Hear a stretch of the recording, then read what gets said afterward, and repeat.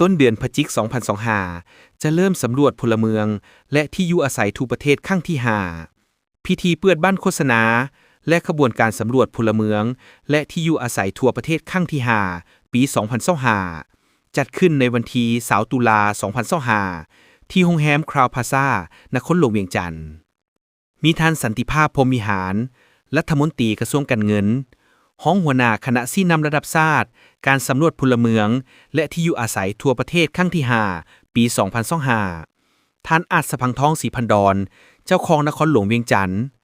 ท่านบัคโคเดียเบอร์คืนอฟผู้ประสานงานองค์การสหประชาชาติประจำลาว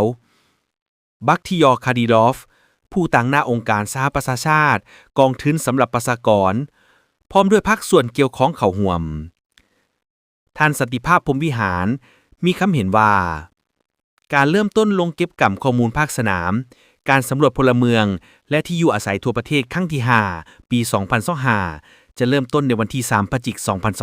2025ฉะนั้นการโฆษณาสุกยู่เพื่อให้ทุกภาคส่วนเข้ามามีส่วนร่วมแม้นมีความหมายสำคัญที่สุดเพื่อให้ทุกคนและทุกภาคส่วนในสังคมรับรู้เข้าใจพร้อมทั้งเป็นเจ้าการมีส่วนร่วมประกอบส่วนเข้าในการสนองข้อมูลให้นักเดินสำรวจการสำรวจพลเมืองครั้งนี้มีความสำคัญที่สุดเพราะพวกเขาจะได้เก็บกำข้อมูลสำคัญเกี่ยวกับเศรษฐกิจและสังคมเป็นต้นคุณลักษณะของพลเมืองและที่อยู่อาศัยสภาพการศึกษาแรงงานและความพิการการยกย้ายการเกิดการเสียชีวิตและสุขอนามัยข้อมูลที่เก็บกำได้จะสามารถส่องแสงให้เห็นถึงได้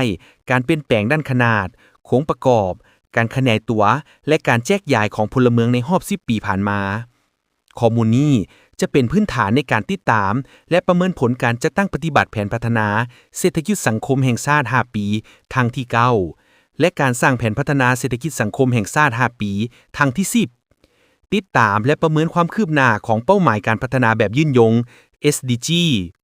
เป็นข้อมูลสำหรับสร้างบทรายงานแห่งชาติแบบสมัครใจเล่มที่4 VNRC ของรัฐบาลประเมินผลการหลุดพ้นออกจากประเทศด้อยพัฒนาการคิดไล่ดัชนีการพัฒนามนุษย์และผลประโยชน์ด้านประชากรการสร้างนโยบายและวางแผนคุ้มครองพลเมืองมาฮอดปัจจุบันถือว่าลาวเฮามีความพร้อมในการลงเก็บกำข้อมูลภาคสนามแล้วฉะนั้นเพื่อรับประกันเฮ็ดให้ประชาชนลาวบรรดาเผ่าทุกชั้นคนทั่วสังคมได้รับรู้เข้าใจและให้การร่วมมือประกอบส่วนเข้าในการจัดตั้งปฏิบัติการสำรวจพลเมืองครั้งนี้อย่างกว้างขวางและทั่วถึงจึงได้เปิดพิธีในมื้อนี้เพื่อประกาศบ้านโฆษณาสำรวจพลเมืองและที่อยู่อาศัยทั่วประเทศครั้งที่5ปี2025อย่างเป็นทางการท่านสันติภาพพรหมวิหารยังเรียกร้องให้ทุกภาคส่วนในสังคมจงเป็นเจ้าการร่วมแรงร่วมใจสนับสนุนอย่างตั้งหน้าเพื่อให้การสำรวจพลเมืองและที่อยู่อาศัยทั่วประเทศครั้งที่5ปี2025ได้รับผลสำเร็จตามจุดประสงค์และระดับคาดหมายที่วางไว้และขอบใจมายังรัฐบาลประเทศจีนบรรดาคู่ห่วงพัฒนาองค์การจัดตั้งสากล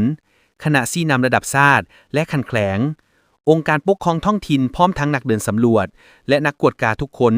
ที่ทุ่มเทเหือแหงประกอบส่วนสนับสนุนด้านทุนฮอนและวิชาการเฮ็ดให้ขบวนการก้าเกี่ยมการสำรวจครั้งนี้มีความพร้อมและได้รับผลสำเร็จ